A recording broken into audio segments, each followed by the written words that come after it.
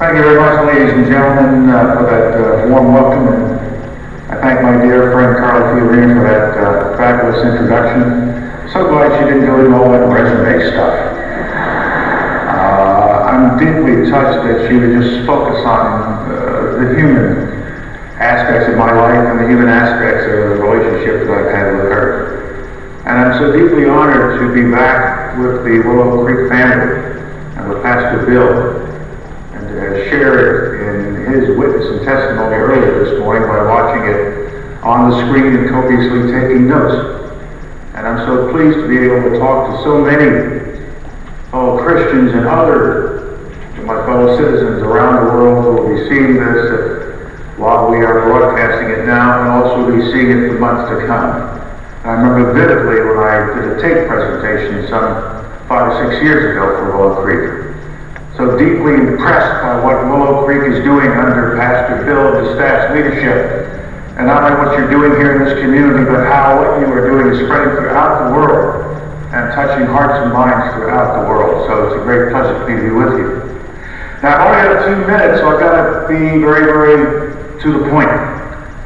Carly said that I haven't changed that much. I'm kind of the same way with everybody, and that's pretty much because so I was raised in an immigrant family, a very loving immigrant family. I went to the public school system of New York City.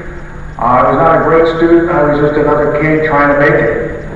And I worked hard at it. And I was able to get an education through this public school system without my parents paying anything for it, because the city of New York said a state has nothing more important to do in the world than educate the next generation of youngsters, so pay whatever it costs, whatever it takes to educate our young people. And that's what we still want to be doing in this country today. But people often ask me after I became chairman of the Joint Chiefs of Staff, I would visit other countries, and they would say, well, General, what year did you graduate from West Point?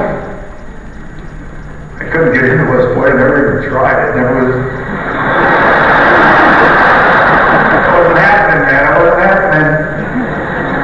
Well, did you go to one of the great military schools in the South, VMI or the Citadel or Texas A&M? And I said, those are great military schools, but the reality in our country was that in those days, an African American couldn't attend those schools. It came along a few years later. Well, where'd you go? I went to the City College of New York. It was a public school. Oh, gee, that's wonderful. When you were a kid, did you dream you were going to grow up and become chairman of the Joint Chiefs of Staff? I said, yeah, that was. I was about 10 years old, and I was standing in the corner of the South Bronx of 163rd and Kelly Street. And one day I said to myself, Self, you're going to grow up and become chairman of the Joint Chiefs of Staff. Impossible, it couldn't have happened. It could have been something in my reality. And Bill was talking about reality earlier. But it did happen. It happened because the country changed. It happened because we started to embrace all of our fellow citizens. And Pastor Bill talked about this earlier as well. We are all creatures of God. We are all important. We all deserve the right kind of stewardship and caring. And so it happened. But I never forgot where I came from, and I tried to share my experience and tried to bring along others who could use the kind of help that I got back then. This session and this program is all about leadership. And simply, in my own view, leadership is getting more out of people in the science of management says you can. You get leadership that takes you above the science of management by having a vision. By having a vision that goes towards a purpose, and Bill talked about that. You get that by believing in yourself, by having the courage of your convictions. You get that by inspiring people. Leaders inspire people to reach beyond themselves. I started to learn all of this when I was a brand new second lieutenant, 21 years old, coming out of the South Bronx, and they sent me to the infantry school at Fort Benning, Georgia, to get my basic training. When you drive on the post at Fort Benning, you see the motto of the infantry school, and it says, "Follow me." And so it was drilled into me then, and I've never forgotten, is that even though I'm the leader, I'm not the one getting the work done. I can set the vision and purpose, I can set missions and goals. It's the followers who get it done.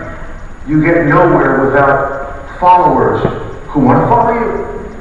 And so what I've tried to practice throughout my career, what I've tried to do at the infantry school and elsewhere, all my assignments, is to focus my leadership efforts on the followers, to put them in the best possible environment to get the job done, to give them a sense of purpose. Bill talked about vision, and he and I talked about this previously, and you'll find it in my new book, but I also talk about purpose. Purpose is, what are we doing this for? How are we making a contribution to society by what we are doing? And the vision will lead you to achieve that purpose, but you have to start with the purpose. Sometimes it can be very, very simple. Every night when I left my office at the State Department, it was a beautiful suite of offices, somebody would come in behind me to clean it. And I would always pause and talk to that person for, how are you? How are the kids? You doing okay? Anything you need? And then I would say goodnight and thank them and leave. And the reason for that is I wanted this person to not just believe that they were a cleaner, somebody who mopped floors or wiped desks, but somebody who had a purpose. And the purpose was to make sure that my office tomorrow morning shone. So that when people came all over the world to visit the Secretary of State and the Department of State, they were walking to a place that was beautiful, and this person made it beautiful. And I wanted that person to understand that I didn't believe I could achieve my purpose as Secretary of State unless she achieved her purpose in straightening out the room. I wanted her to be bound to me. The one thing I've always tried to understand and teach and share with my subordinates is that there's no such thing as an unimportant person in an organization. And if you find somebody who is unimportant, as Pastor Bill said, sometimes that person then has to leave. But you have to constantly show people that they are important. You have to constantly show them what their purpose is. And the best organizations I've been in are those where the leader conveys to everybody not only the purpose of the organization, what we're trying to achieve, and how to get from Bill's chart at the bottom to Bill's chart at the top, the vision that gets you there, but more importantly, how everybody in the organization has an individual purpose, and it is the collectivization of all those individual purposes that gives you the momentum, gives you what you need to achieve the grand purpose. And so leadership in my model is always about followership. It's always about investing in the people who get it done. In the military, it's the soldiers that go up the hill after we prepare them for battle. In a fabulous facility such as this, a church like this wonderful organization, it's the people who come here and sit here and do the work that get it done. Under the leadership of people like Pastor Bill and so many others, your pastors and your staff. But never forget, you have to invest in the people, the followers. And you have to give them what they need to get their job done. You need to give them the resources and draw resources from them. And so that's what I've tried to practice all my life. People often said, well, who were your mentors when you were coming up as a leader?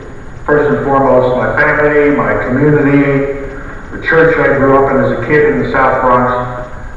That was important. My public education, and then the officers who were in my life early. I worked for lots of people, and people expect me to name generals and presidents, and that's important. Those were important, but it was the earlier shaping that I got that made me who I am. I was privileged to work for a number of presidents, both Republican and Democrat. I respect all the presidents I worked for, and I had a great time. One story that I'd like to share with you deals with one of those presidents, President Ronald Reagan. I was his national security advisor for 2 years in the last 2 years of his administration.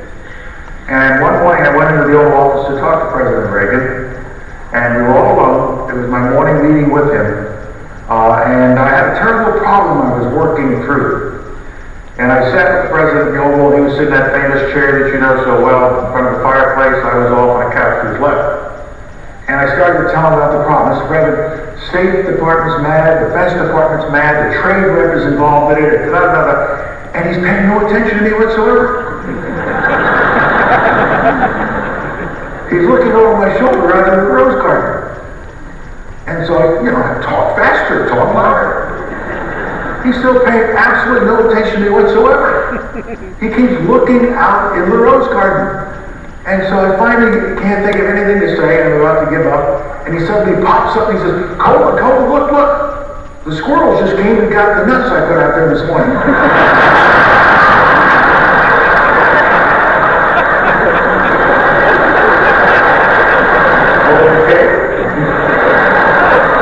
I said, yes, Mr. President, I see that. I better go now. And I went back to my office in the west wing of the White House and looked out over Lafayette Park, reflecting on this.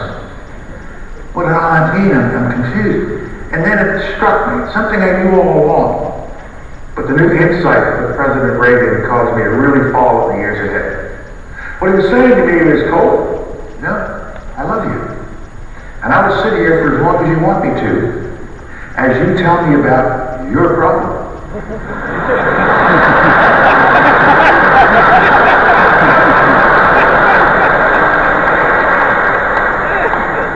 But until you tell me I have a problem, I'm going to watch the squirrels in the rose garden.